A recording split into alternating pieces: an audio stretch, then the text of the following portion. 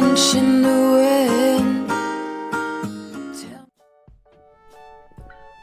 On the last few episodes, you saw WildChild have an interesting sail down to Cape Canaveral, where we eventually pulled our way into the Cape Canaveral harbor and found our way to a slip at the Cape Canaveral Yacht Club.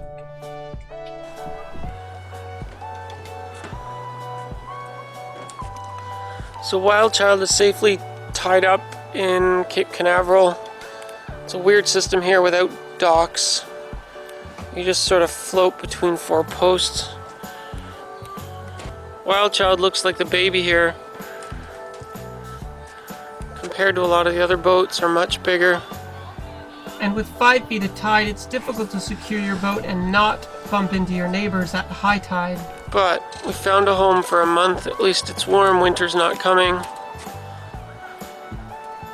And just a few slips down, that red sailboat is Brother Tom, our Canadian friend from back home, who told us about this excellent yacht club. And look, we found Brother Tom. We had arrived on December 23rd, and in 2 days they're going to have a Christmas potluck at the yacht club for the people that live on their boats. And although we are absolute strangers to them, they opened their arms wide, completely invited us, and our boat neighbor Michel even gave us a ride to the grocery store so we could get supplies to contribute to the potluck. He told us they had all the main courses covered and that we could bring desserts. Look how much food is in the grocery store. Is that awesome or what? That's Brother Tom on the left unloading his supplies too.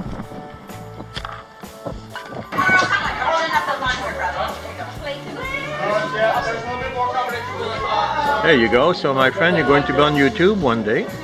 Oh. Merry Christmas.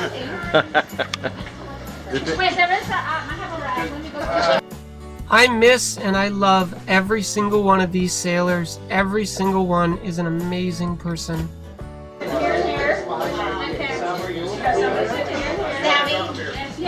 Where do you want to start? For these two long-suffering sailors, a Christmas feast like this is a sight to behold. I'm down to deboning. He's down to the shrimp. Next to the coat? Yeah, just fill it up. Yeah, just fill half a party. This place is like the coolest yacht club I've ever seen and filled with the most fabulous people ever. Look at the tiki bar. This place is awesome. We were introduced to Tom's friend Carl. This is him here. He is an amazing human being and a very special character. After dinner, some of us sat around and we were lucky enough to hear some of Carl's stories. You guys know that I usually try not to include other people in the story of WildChild, but Carl is just too amazing to not share. It's a giant tour. It's bigger than a Range Rover. It's got a big giant V6. It's so cool. I love this thing because it's got 3 rows of seats. So when I do gigs, I can load up my whole PA system, everything, and still carry like 4 singers with me. So it has become my and it freaking drives itself. That's the best part. You can Shut the hell up. It drives itself. It has, well, I call it drunk driver assist. Oh, it follows the markers. It follows the markers. It has sensors. And it reads the lines on the road, so it will follow. Boy, you better hope they don't pave over that right way. And it has what they call adaptive cruise control. So you tell it the speed you want, but it measures the distance between you and the car in front of you. Of course, because you cannot drive anymore. And it maintains. Carl is so funny. He's joking around that his semi-autonomous vehicle is actually like a drunk driver assist. He is such a funny guy. So I have Vicky's Volvo, which is a roller skate. It's like the smallest. We are in Cape Canaveral in Florida with our good friend Carl, who's going to tell us an interesting sailing story. It's all yours.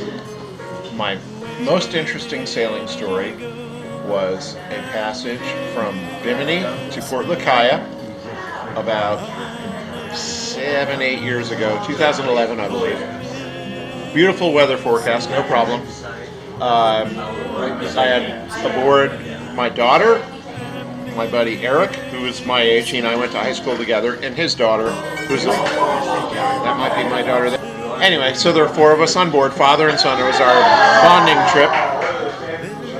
Eric and I considered this our last parenting opportunity because our kids were 17, 18. They were about to go off to college and do their things. So we did a Bahamas trip together. After having a really nice time in Bimini, we were going to go to Port Lukai and have a really nice time there. Unbeknownst to us, there were some supercells moving across Florida right about the time we left.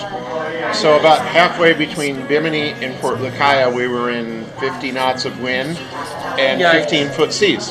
Yikes. So I sent everybody below, except me, and the Gully Rooster has its deck about almost 6 feet above the waterline. So what were you sailing in at the time? What was the boat? A very, very old Coronado 35, which I still sail. Center cockpit, very, very tall boat, flush deck. And there were about 12 to 15-foot waves, which were breaking across the deck and filling the cockpit with water. Yikes.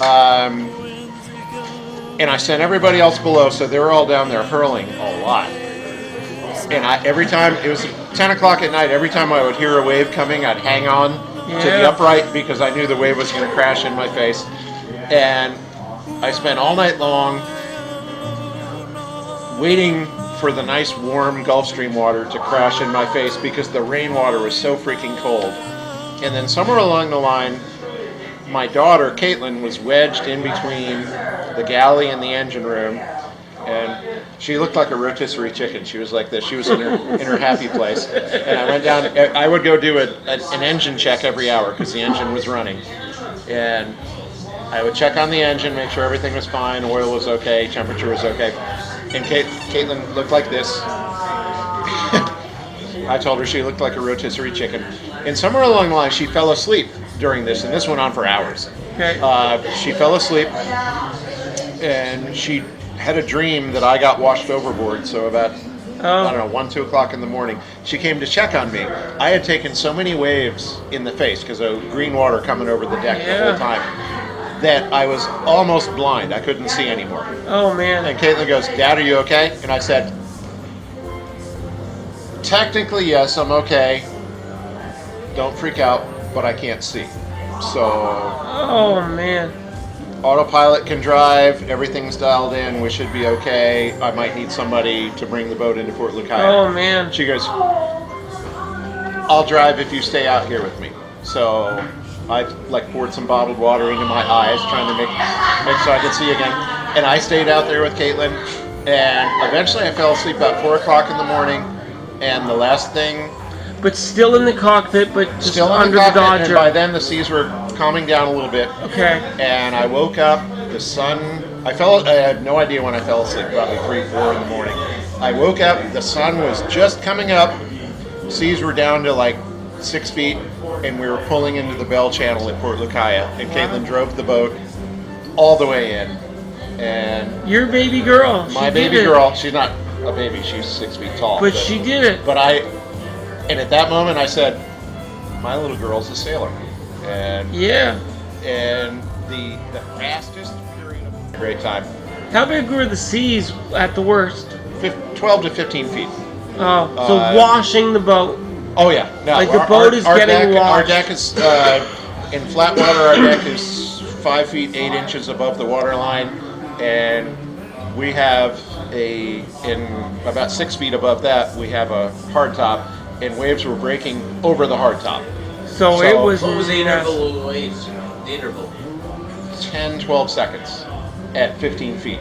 So that's not much of a period at 15 feet. These are big ass waves, and I couldn't see them coming because it was a moonless night, but I could hear them coming. Like, I would hang on really tight, and I have these my hardtop structure is really, really strong, and when I would hear one coming, I'd hang on, and now I'm in knee-deep water. Yeah. Shit, I'm in knee-deep water. So, I actually had to roll up my windshield because it was going to get torn out anyway. So I just rolled it up and left it rolled up. Is that awful? It sucked. And I remember telling. Personally, my favorite part about the sailing adventure is the opportunity to meet people, because you meet some of the greatest people that you would have never met at home on your couch. Carl is a shining example of an amazing human being. He has one of the best hearts that I've ever seen. He's intelligent, articulate, educated, moral, and very, very kind. I win. I threw up 8 times. And Caitlin was puking into the galley sink. We met so many amazing people at the Cape Canaveral Yacht Club. I wish I could share more of them with you, but Michelle deleted all the footage. This YouTube project was Michel's idea. He's the one who wanted to take on responsibility for archiving all of the video footage from both cameras for months and months. It's around this time I discovered he deleted all of my camera footage for months and months and months, and he deleted all of my camera footage of most of our time at Cape Canaveral Yacht Club. And I met a lot of amazing people there, and I just found out the footage is just all gone. He's deleted everything. I go to sleep. I don't even know how to continue. You just... It's like having somebody on your team constantly sabotaging you all the time, and it makes me lose my mind. So basically, everything my camera has filmed for fucking months is just gone. Things between Michelle and I are going from bad to worse. I can't take having a monkey on the boat with me anymore. I don't know what to do with you.